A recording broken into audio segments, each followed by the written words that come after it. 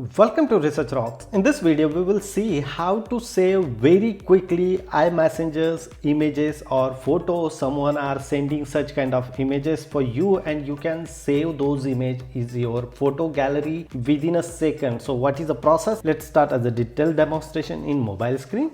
Before start the demonstration, please subscribe our YouTube channel Research Rocks. So let's start as a demonstration. Simply open here iMessenger and now look at this here. Two contacts is available. One of my friend MLA, and here I receive like a 3-4 images. Look at this arrow circle. You just simply click here and the picture is download. Again click here, picture is download. Again click here, and here 6 picture are within a second I am downloading and I will show you in my inbox. So look at this, those picture are automatically stored within a fraction of second. So you can use these tips and tricks and download iMessenger images very easily. Hope you like this video. Before leaving, please subscribe our YouTube channel Research Rocks.